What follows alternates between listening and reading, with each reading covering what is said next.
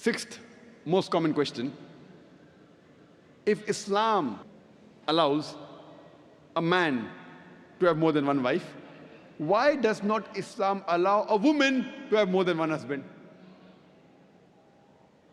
As far as marrying women is concerned, the categories of women a man can marry is clearly specified in Surah Nisa, chapter 4, verse number 22 to 24. And it's mentioned in Surah Nisa, chapter 4, verse 24, that you cannot marry a woman who's already married.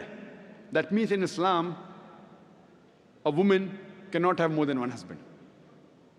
Before I give you the real reason, imagine there's already a scarcity of women finding husband. If a woman has more than one husband, this scarcity will increase. It will multiply the problem. Let's analyze what are the logical reasons that Islam prohibits a woman to have more than one husband. When a man has more than one wife, and if any child is born out of that wedlock, you can easily identify who is the father as well as who is the mother.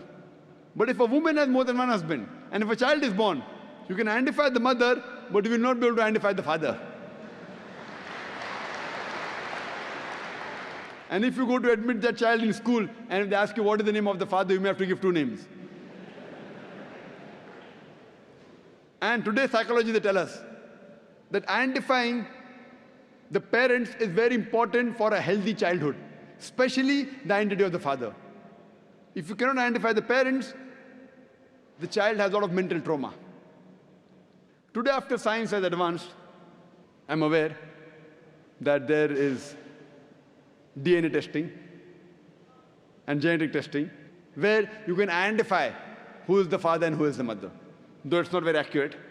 But even if I agree that maybe after a few years it becomes accurate, yet it has happened recently. All these years it wasn't there. And this is not the only reason why a woman is not allowed to have more than one husband. There are various other reasons. For example, today science tells us that a man is more polygamous in nature as compared to a woman. Today science tells us that because of the various behavioral and psychological changes that take place in a woman during menstrual cycle, she cannot do the role of multiple wives simultaneously. Whereas a man, he can do the role of multiple husbands simultaneously. Furthermore, if a woman has more than one husband or more than one sexual partner, and if all of them are loyal to each other, yet there are high chances that venereal diseases and sexual transmitted disease will emerge, and it can be retransmitted back to the man. Whereas if a man, today medical science tells us that if a man has more than one sexual partner, has more than one wife, and if all of them are loyal to one another, there are hardly any chances of venereal diseases or sexually transmitted diseases emerging in them.